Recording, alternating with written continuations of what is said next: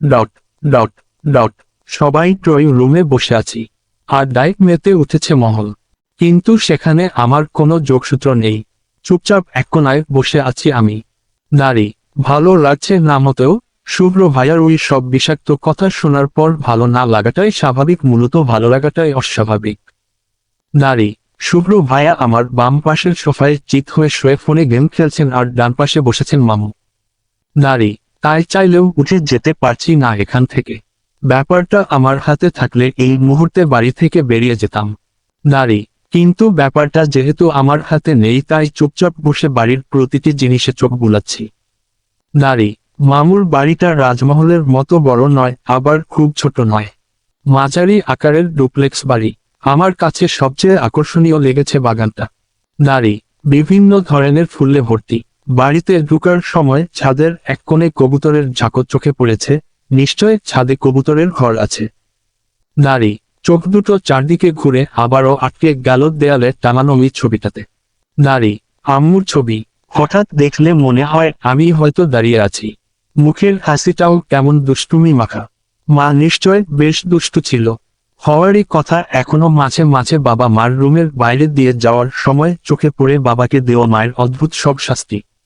কখনো কফিতে লবণ তো কখনো বাবার পাঞ্জাবিতে জুস। মায়ের ছবিটির দিকে এক দৃষ্টিতে তাকিয়ে আছি, হঠাৎ কোথা থেকে এক মহিলা এসে হাজির। মুখে গদগদ হাসি। মা ওনাকে চিনতে না পেরে মামুকে জিজ্ঞেস করার সাথে সাথেই মামুর কথাটা কেড়ে নিয়ে নিজেই বলে উঠলেন, ডট আমাকে চিনবেন না আপা, আমি হলাম অব্রর বড় খালার দেবরের বউয়ের ছোট ভাইয়ের বউ। ডট উনার পরিচয় শুনে আমার মাথা ঘুরে গেল। ভ্রুকুচকে হিসেব মেলানোর চেষ্টা করছি। তাহলে মহিলাটা আমার সম্পর্কে কি হতে পারে? ঠিক তখনই শুভ্র মোবাইলটা পকেট রেখে সোজা হয়ে বসে বলে উঠলেন, ডট আন্টি পরিচয়টা একটু শর্টকাট হয়ে গেল না? নো প্রবলেম, আমি বলে দিচ্ছি। একচুয়ে লি ফুপ্পি।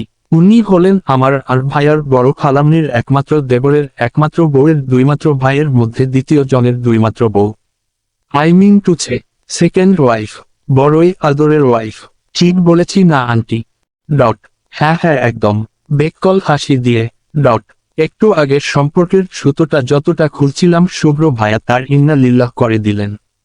নারী, আমার দ্বারা এত চিন্তা হবে না দেখে সকল ভাবনা চিন্তা বাদ দিয়ে মহিলাটার দিকে চোখ দিলাম। মহিলাটা যে আস্ত একটা আহাম্মক তা উনার হাসি দেখেই বোঝা যাচ্ছে। উনার এই হাসিটায় যেন চেঁচিয়ে চেঁচিয়ে বলে যাচ্ছে, আই এম আহাম্মক, ভেরি বিগ আহাম্মক। আম্মু সম্পর্কের প্যাচ কতটুকু বুঝতে পেরেছে তা উনার মুখ দেখে ঠিক বলা যাচ্ছে না। তবুও হাসি হাসি মুখে বলে উঠলেন, ও আচ্ছা, ভাবি ভালো আছেন? আমি বেশ খেয়াল করে দেখেছি। মহিলাদ এক আর এই দিক দিয়ে ব্যাপক সুবিধা। মধ্যবয়স্ক সব মহিলায় তাদের হবে ভাবি নয়তো আপা। সম্পর্কে হাজার প্যাচ থাকলেও ঘুরে ফিরে ভাবি আপা। আর আমাদের ক্ষেত্রে খালা, ফুপু, মামি, কাকি, দাদি, নানি, আপি, ভাবি আরো কত কি। একটার সাথে একটা ঘুলিয়ে ফেললে বাস। যাই হোক, মহিলাটা মার কথার উত্তর দিয়ে খুশিতে গদগদ হয়ে আমাদের দুবনকে উদ্দেশ্য করে বলে উঠলেন, ডট ওমা, আপা এরা আপনার মেয়ে বুঝি? কি মিষ্টি দেখতে। যদিও বড়টা বেশি সুন্দর, ছোট জনের গায়ের রংটা একটু। ডট উনার কথায় আমার তেমন খারাপ লাগলো না।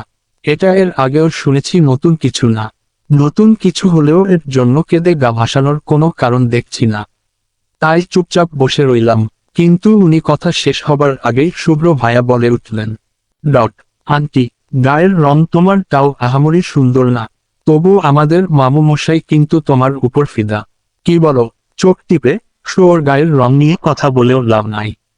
যার গরজ পড়বে সে দেখেই নিবে। তুমি তো আর ওকে বিয়ের পিড়িতে বসাতে যাচ্ছ না। ডট শুভ্র বলা, মামু তোমার উপর ফিদা, কথাটা শুনেই খুশিতে গদগদ হয়ে গেলেন উনি। তারপর চোখ মুখ নাড়িয়ে বলে উঠলেন, ডট শুভ্র তুইও নাকি যে বলিস? আর বিয়ের পিড়িতে বসালেই দোষ কি? আমারই তো ভাগ্নি, তাই না আপা?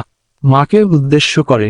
ডট মা শুকনো হাসি দিয়ে বলে উঠলেন, হ্যাঁ হ্যাঁ তাই তো।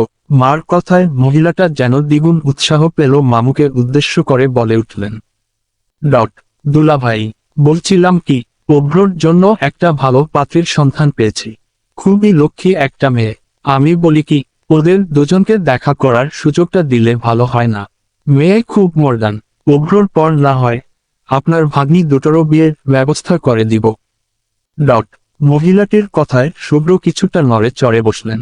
তারপর শান্ত দৃষ্টিতে মহিলাটির তাকিয়ে বলে উঠলেন, আন্টি ভাইয়ার ওভার মডার্ন মেয়ে পছন্দ না। এর পর্যন্ত তো কম মেয়ে দেখাওনি, তো এবার গিভ আপ করো।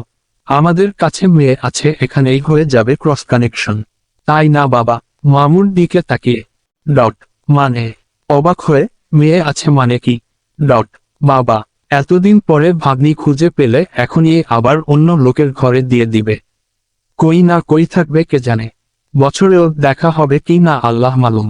তাই বলছি, ভাইয়ার বিয়ে দেওয়ার হলে নিজের ভাগ্নির সাথেই দাও, তাহলে ভাগ্নিও পেলে, বৌমাও পেলে, ঘরে শান্তিও পেলে। ভেবে দেখো। মামুর মুখ দেখে মনে হচ্ছে শুভ্র কথা তার বেশ মনে ধরেছে। তিনি খুশিতে গদগদ হয়ে বলে উঠলেন, বাহ শুভ্র, তোর কূটনৈতিক বুদ্ধি আছে বলতে হবে।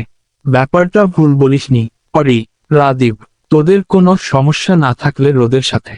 আমার দিকে তাকিয়ে মামু এটুকু বলতেই আমি চট করে অভ্র ভাইয়া আর আপুর দিকে তাকালাম। আপু ভাবলেশহীনভাবে স্থির হয়ে বসে আছে। অভ্র ভাইয়াকে দেখে মনে হচ্ছে সে চরম বিরক্ত।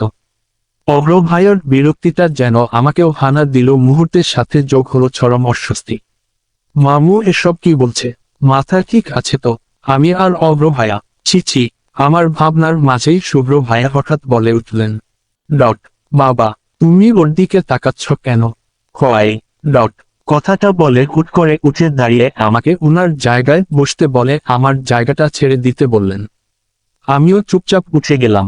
উনি সাথে সাথেই আমার ঠিক সামনে বসে পড়ে মামুকে উদ্দেশ্য করে বলে উঠলেন, এদিকে নয়, ওদিকে তাকাও বাবা। আপুর দিকে ইশারা করে, এখানে কিছু নেই। ওখানে পরীর মতো একটা মেয়ে বসে থাকতে তুমি এই পুচকি মেয়েটার দিকে কি করে তাকাও বলো তো? রোগ নয়, রোগী ইজ পারফেক্ট ফর ভাইয়া। শুভ্র ভাইয়ার কথায় কাজ হলো বলেই মনে হলো। মামু কিছুক্ষণ শুভ্র দিকে নীরব দৃষ্টিতে তাকিয়ে থেকেই বলে উঠলেন, ওকে, আমার এই নিয়ে পরে কথা বলবো। তার আগে না হয় রুহি আর অভ্র নিজেদের মধ্যে কথা সেরে নিক। অরি, রাদীপ, তোদের কোনো প্রবলেম নেই তো? আমার মাদের আমার ঘরে দিতে আপত্তি নেই তো? অনেক তো থাকলাম আপনজনদের ছাড়া, এখন না হয়।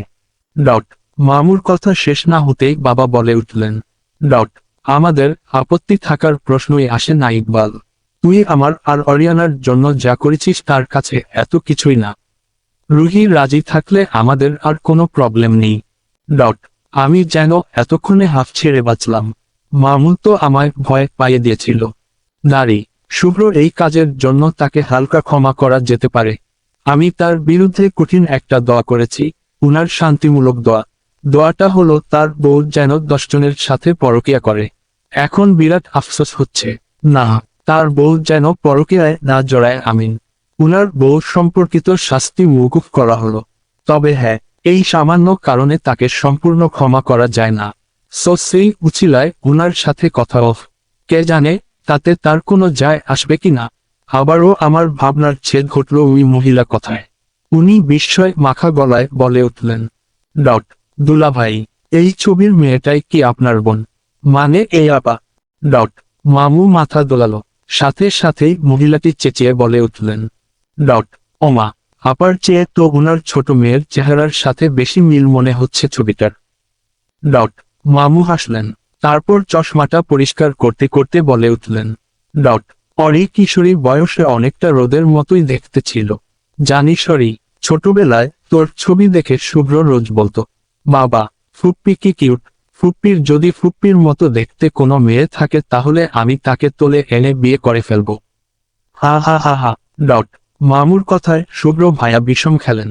আমার দিকে একবার আর চোখে তাকিয়ে জোরপূর্বক একটা হাসি দিয়ে ফোনের বাহানা দিয়ে উপরে চলে গেলেন। উনার ফর্সা গালের লজ্জাগুলো স্পষ্ট আকার ধারণ করেছিল। বাহ, এই খাটাসেরও তাহলে লজ্জা আছে।